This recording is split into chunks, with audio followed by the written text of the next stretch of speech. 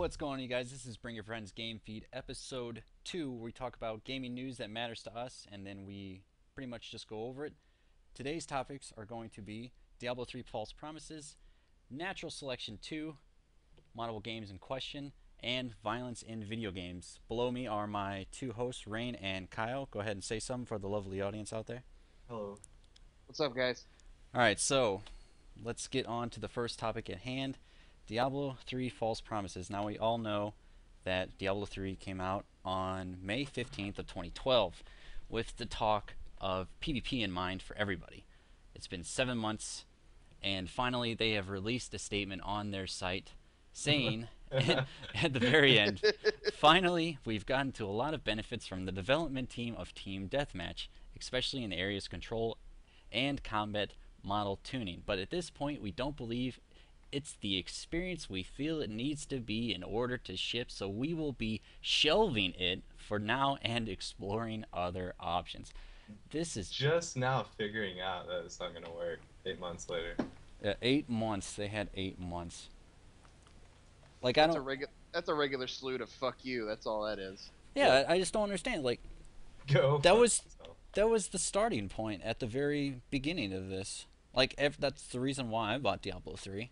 Yeah, I was about to say. I mean, like you and Kyle, you bought Diablo 3. You're like, oh man, there's going to be PvP, and it's going to be awesome. It's going to be amazing. And then Yeah. you get the game, and it's like, well, the PvP's not done yet, but when it is, it's going to be awesome. It's going to be great. And then they throw this in your lap. You're like, well, 7 months fuck. later, like I'm already done with the game at this point. Like even before they came out with this, because I knew it wasn't really gonna happen. But Yeah. it's just the fact that, like, when I bought Diablo 2 back in the day, like at least there was dueling and stuff like that. But in this game, there's not even dueling. Like you can't even duel each other. Well, actually, they're going to add a dueling patch soon. When in a year,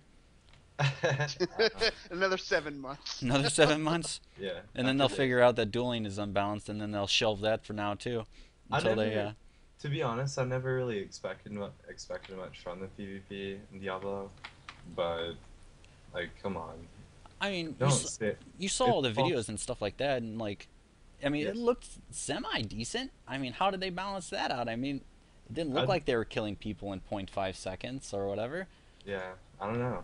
It looked on the video that of the people doing the arena or whatever, like it looked really balanced actually. Like Yeah, that's actually why I bought the game was that video that you're talking about where yeah. I bet you can't even find it now. I bet you they took it off just because of people probably just bad mouthing them. Like, yeah. I just don't understand it. Like they say, another is class balance. Like Diablo 2, Diablo 3 was designed to be a PvE first kind of game, when we never compromise on player abilities in the name of PvP balance. We want to be able to carry over as many of the crazy rooms, items, and skills as possible with their crazy effects and alter them as little as possible. I just don't see that happening. You have to scale somehow. Yeah. What's your source on what you're reading? It is basically on Diablo 3's main page. Okay, so Blizzard. Yeah, this I is think from their mouth. I think Blizzard finally came to a conclusion with Diablo 3 that they're like, okay, well, we're not going to be able to balance these classes without overly nerfing them. Which, I mean, that's a problem, even though it's a different kind of genre game. But like Conan, they had to do a lot of class balancing, and they just nerfed classes to the ground, and the player base for the game just got destroyed after that. And Yeah. I think Diablo's or Blizzard's trying to establish that type of mindset where they're like, well, if we do this, then we're going to lose the two players we have left playing Diablo 3. So we might not want to do that. But I Yeah. mean, So to be quite honest, Diablo 3 is really popular, whether we are fans of the game or not. I mean, I used to be a fan, and then I just stopped playing just because it's always going to be like a I carrot on mean, a it stick has type its of game. following. It has its following for sure, and it'll always have some. Like a a lot of soft the spot in your people, heart. It'll have a soft spot in your heart. not for me really, but a lot of people from that came over from Diablo 2 that were waiting on it for so long, like they just play it like really casually with friends or whatever. And then there's like the really hardcore people like King Kongor. I don't know if you guys have seen him. He's the streamer that's been streaming I think pretty much since the game came out, and he makes money from streaming the game. And people like to see like the really as geared as you can get people. So I don't know. But I regardless, don't. it is a lot more popular than other games, even if it is solely a PvE based game in their eyes. Regardless, I mean, how many viewers on average do you think it gets on Twitch? Like what, 2, 3,000, something like that? I mean, whenever that King Kongor guy gets about 2,000, so usually when That's I just see Diablo, alone. So yeah, yeah, it's around like 4,000 or so. yeah. People must be really bored to watch somebody play Diablo 3. I'm just Yeah, saying. yeah. Especially Really. playing the same thing over and over and over and over, because there's not really that much depth in the game. It's It's you just know, it's get to max farming. level, get a bunch of loot. That's all it is. But I Yeah. mean, yeah, I can understand a following for it, but honestly, it's just a broken record that just goes around and around and around, and That's the there's way it nothing. always will be, though. Yeah, there's nothing really interesting that's going on. And with the lack of PvP that's not coming, it's like, Yeah. what are they gonna do next? Like, you've already done the carrot on the stick with the Paragon levels, Yeah. and now it's like, okay, what do you do now? It's like you have to make an expansion at this point, and they're not going to be able to pump out an expansion like in the next 7 months. They're going to have to like come up with something else, like, yeah, we're adding 10 levels. That might get somebody to come Yeah, back. I'm sure they'll throw in some crazy excuse to play for some crazy amount of reward that won't really mean much. I mean, I'm sure it won't take much time to get it. But my question is, from what they said, so we will be shelving it now and exploring other options. What other options do you honestly think they can come up with other than PvP? Yeah. That's my Well, main question. seeing as where they've already said that they're not gonna make PvP gear because that's kind of the point is you farm for your gear, now you get to, you know, two-shot some kid or whatever your whole plan was. There So are if that's there not are an some other like, options, but I don't think you want to hear them. Like Such as crafting, crafting? crafting. What? Ugh, no, What? crafting. Ugh, no. I don't want to see crafting in Diablo 3. Other options would be like, kind of like trying to reach out to other player base, like what WoW did with the Pokemans, and yeah. and the whole, oh, get the bunch of pets, and it's like, Yeah, but really? Diablo I Don't don't make a think whole has ever game out of done that before. It's too much out of their theme to do something like that. it. I Yeah, mean, well, you World of never Warcraft know. is still like a, a kiddie based game. Didn't It used to can be. relate to Didn't used to be. like a really young audience, where Diablo is, of course, for a mature audience, has a mature rating. You have to be pretty sure a certain age to buy the game. So I mean, that Yeah. being said, I don't think them adding Pokemon to Diablo 3 would probably be in their best interest. Yeah, we're gonna add a Pokemon for Diablo 3, but you have to be 17 years or older to play it. Yeah, Okay? so I don't. Well, most Pokemon masters are, in their 30s anyway, so But that's their fix for not making PvP though. That'd be so funny if they did something like yeah, that. that's We're silly. not gonna bring out PvP, we're shelving it, but we brought in Pokemon battles. I mean, the only thing I can see is, what did they do with Diablo 3? I mean, one, they came out with a new class, right, with the expansion, and then two, they came out with this mode to where you can battle all three bosses at once, and Yeah. then the only thing that you could do other than that was just you try and get the best gear for your character, which everyone did, and Diablo 3 then, came out. huh?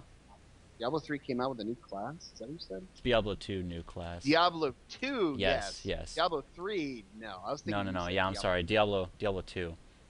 I forget what Yeah, they is came out with the Druid. the The Druid Druid. was Yes, yes, and the Assassin. and the Assassin. So yeah, those two brought some new, selection back into the game. But other than that, the only thing there was to do was to duel, and you just went on dueling servers and killed each other for fun, and that provided, Was at that least fun though?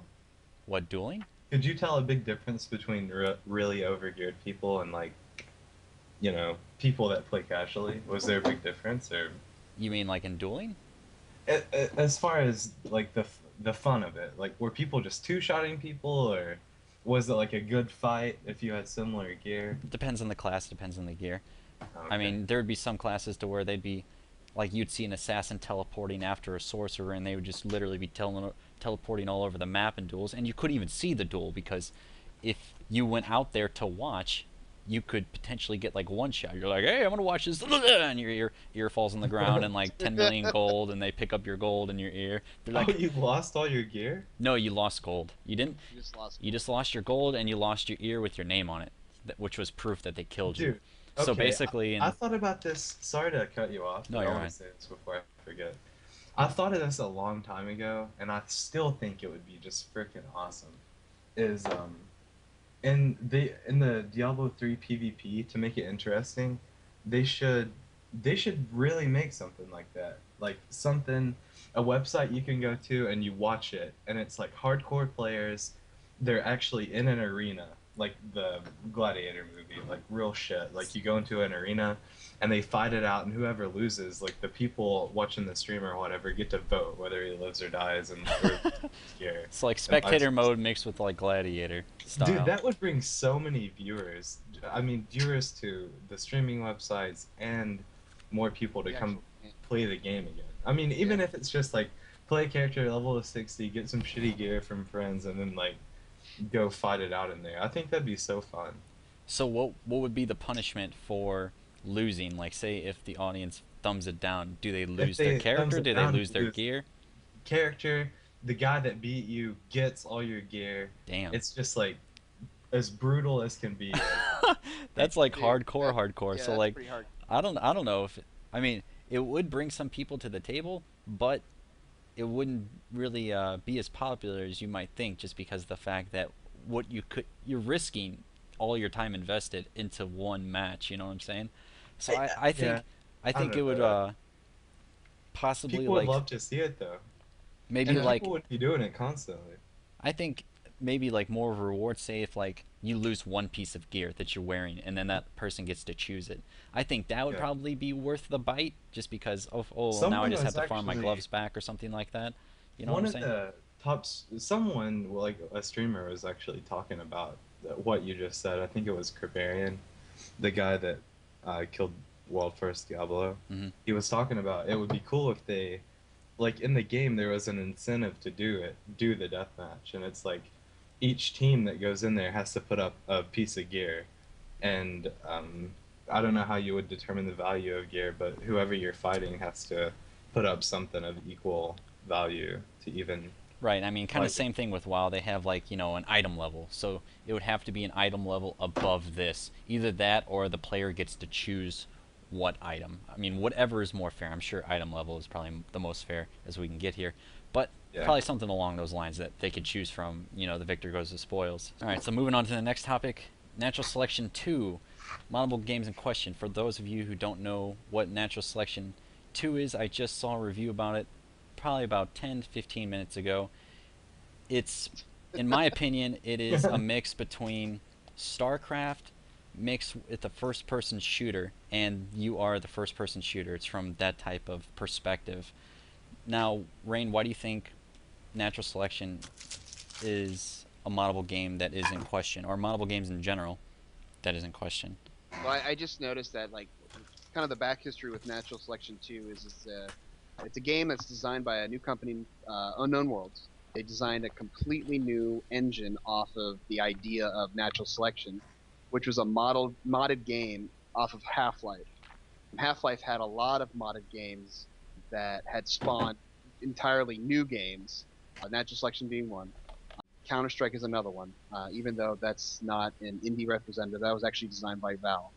And like nowadays, when you see new games that are coming out, like Skyrim as an exception, because you can mod Skyrim to be a kind of a different For the experience. PC, not the Yeah, console. for the PC, not for the console. Right. And Arma 2 also has DayZ, which is a modded game. But a lot of these new games are coming out, like Black Ops 2, for example. You can't mod Black Ops 2, at least to the effect. You don't even want to buy Black Ops 2? Yeah, we've discussed that.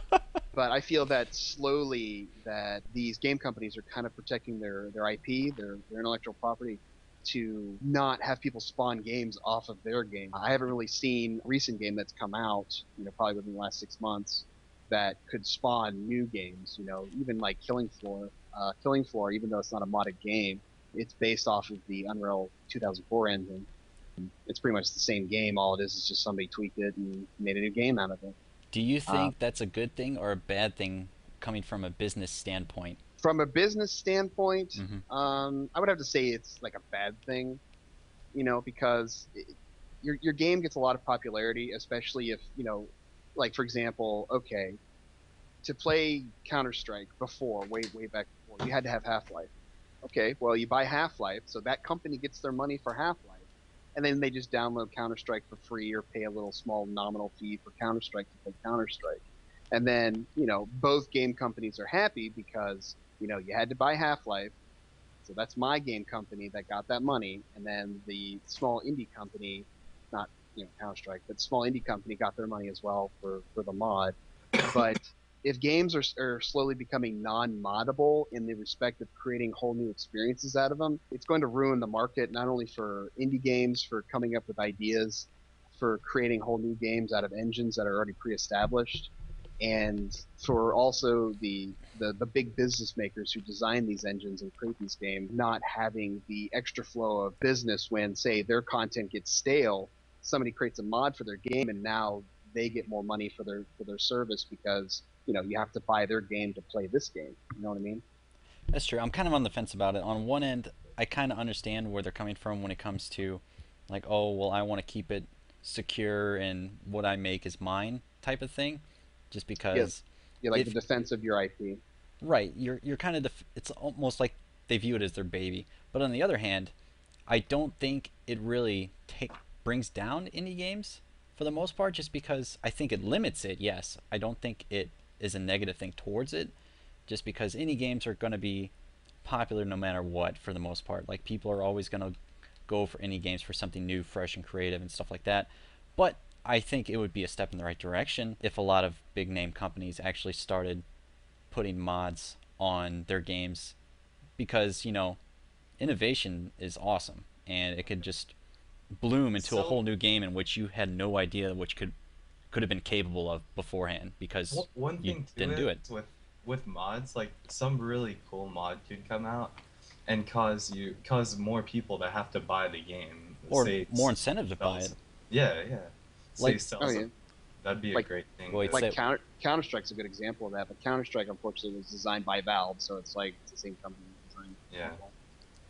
I mean, just like look at Skyrim for example. Like Macho Man Randy Savage mod, to Oh where god. on the dragon. Oh, Yeah, Like that's a that I was bad mean, example, awesome. but it's a I good mean, example at the even same if time. you aren't even looking for something like that, it's hilarious. If you go and watch the video, I'll put a link in the description. Basically, a guy modded out Skyrim to have all the dragons have faces of Macho Man Randy Savage with the hat and the glasses, and then like, like at the very beginning of the story, in Skyrim, when you're about to have your head chopped off, all of a sudden you hear, "Oh, Macho Man is coming for you," There it is again. Did you? Yeah. and like you have no idea of what's going on, and then as soon as the axe is about to go down, all you hear is "Yeah!" Yeah! And then like Macho Man starts blowing like Fire. fire or snow out of his mouth or whatever, and starts ravaging the village, and it's just hilarious. Like, I Yeah. mean, something like that can surely bring somebody to I the mean, game who I wasn't don't know interested about you. beforehand. I don't know about you, but I wanted to play through the whole game again just with that mod and just kill Macho Man Randy Savage Uh, for hours at a time. Like, well, there's even go ahead, Ren. I'm more interested in the whole game changer with Skyrim. I don't know how big of a game changer it is, but we talked about it last episode with the online mod. Like, I'd be interested to play like if you could. I highly doubt you can, but being able to play like the entire game with all three of us as the Dragonborn, going Oh, around like and cooperative, yeah. yeah, like a cooperative and just killing That'd shit. be awesome. I Well, think that'd be amazing.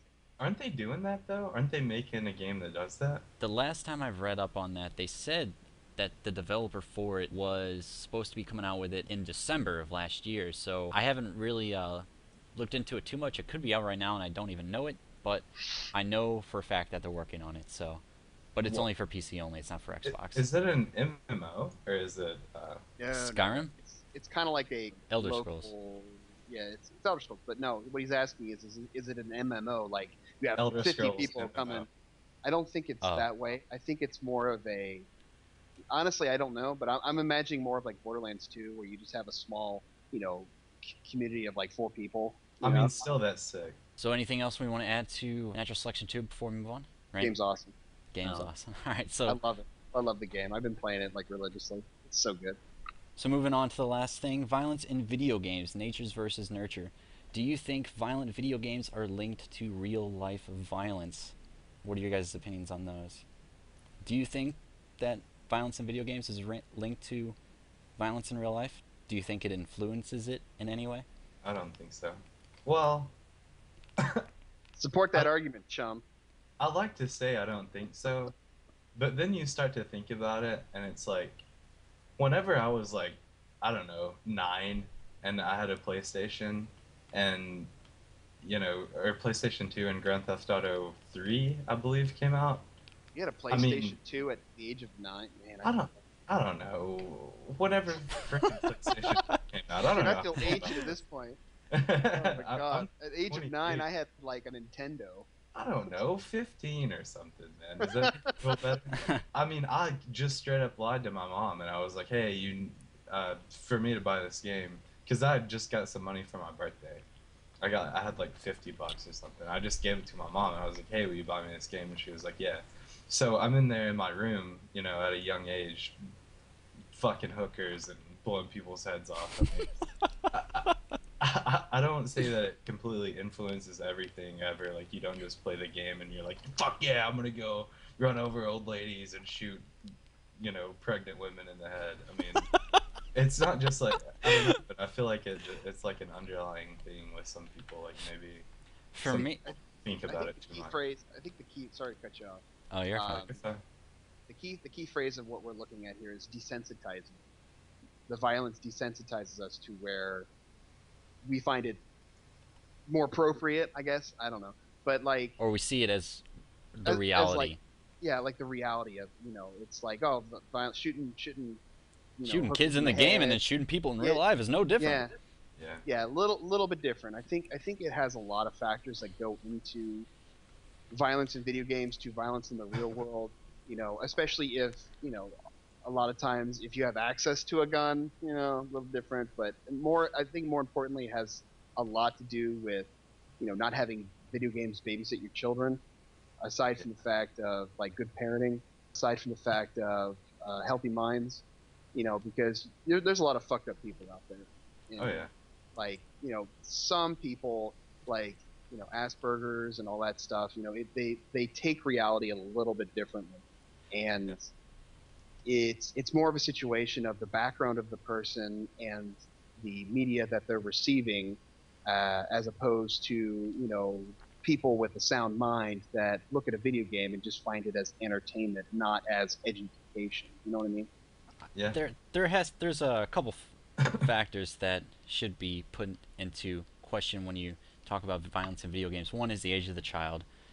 Two is the parents. If the parents are actually raising their child to be, to know the rights from the wrong, to know that this is a video game and this is real life, and that's pretty much just about it. And just common sense in general. Like for me, it was the complete opposite. Like when I had like a bad day at school, like, oh, teachers being an asshole, I'd come home. I would use video games as my my release of Stress. venting my anger. Like Yeah. I'd just be like, teacher's being a piece of shit, I'm gonna go blow some fucker's head off. Like fuck, just like I would just go in and just blow somebody's brains out, and it would just be like, I would just feel so much better. I mean, yeah, you kind of imagine it being them. You're like, hey, yeah, get shot in the face. What now? After I put the video game down, I took nothing away from it. It wasn't like, oh, well, that's okay, so let's go and blow people up on the street. So Yeah. I think it really has to do with a lot of how you're raised. Because I mean, if your parents are not very good people and they're like, oh, well, violence is a good thing, then of course you're going to take from that. And video games are definitely not helping at this point, just because you have corrupted parents. But Yeah. I don't think that it is solely the problem. People are putting their blame on something that But really doesn't need to be. Do you think it actually has anything to do, like, let's go to that shooting. I don't know the name of the town. The recent. Connecticut shooting. Yeah. Okay. Like, Sandy Brook. do you think that It's Grand Theft Auto or some game really had anything to do with that, or was that going to happen? Absolutely regardless? not. I think, from what I've read, that he was an ill person to begin with in the head. So Not sound mind.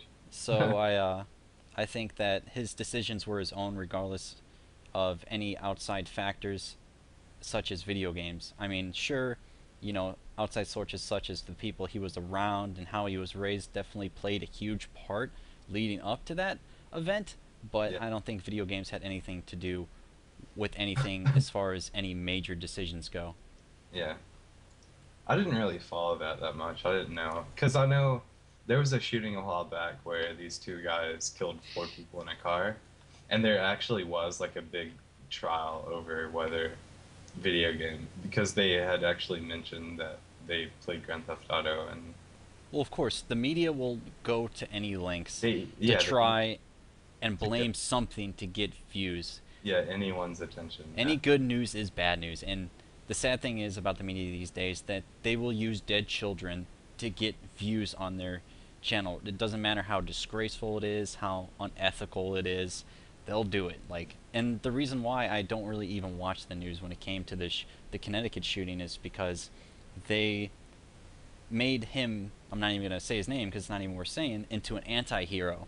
Like, you go and ask anybody about the Connecticut shooting and ask them any one of the victims. I guarantee you nobody would be able to tell you their names, but if you go and ask them who the shooter was, they would be able to tell you, which is one of the main reasons I don't really watch the news for anything, because they don't really cover what really matters. They cover what is just what horribly influence- wrong with the story.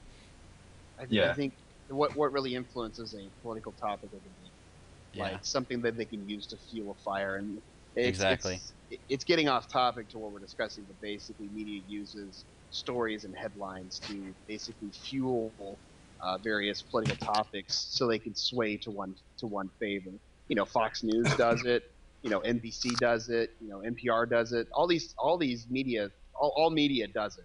Whether you want to believe it or not. I Yeah. watch Fox News sometimes. I don't watch news much. I don't watch TV at all, actually. I watch it to get a Like- good laugh. Fox News is kind of funny. Some of the people on there are pretty hilarious. But, I mean, just the overall that all media is biased. Whether they say they're not, that they're all biased. They all have an agenda, and they all want you to believe something. And, yeah. So I'm off my soapbox now. You guys can discuss something else now. But no, I mean, it's not really getting off topic because when, according to the reports from, the shooting, that they said that, oh, well, he was into this game or he was into that game. So they were trying to use video games as a blame Yeah. for this, and it clearly wasn't the case once they dug a little digging. But they just did it just to get views. That's all there was to it. Yeah, it's just a situation of let's mention this just because it might give us some more views, and it's like what? It's like whatever, It's why don't we just respect the people and really, really broadcast on what really matters, like in the situation that you said about the Connecticut, the people that were lost, not not glorifying the murderer. Yeah, exactly my because point. What does that do? Doesn't do anything. It gives him his 15 minutes of fame. So so somebody else is gonna do it just to get their 15 minutes of fame. Yeah, before it they puts watch him the on a stuff. pedestal for other criminals to compare themselves to, or wanting to. So my voice to the media is stop glorifying murderers. Anyway, Yeah, They're same. I'm not done. gonna listen. that's my rant. I'm done. But as far as video games, violence in video games, nature versus nurture, I would definitely, if I had to choose one or the other, I definitely think that nurture molds nature. Like the way you're raised, I think, kind of reflects on you as a person. Yeah. I don't think that human beings are just evil people to begin with. I think you're made into a bad person, not really born a bad person. So I definitely think it's just the way you're raised. I completely agree with that. That's very insightful, Trigr. Thank you. I believe that's all we had to cover for Bring Your Friends Game Feed episode 2. If you have any comments, suggestions, leave them in the comment box below. And I believe that's all we have for you today. We'll see you guys next week. I'm Trigr, that's Rein, and Kyle is all the way down at the bottom. All day. All day. And we'll see you guys later. Peace out. See you later.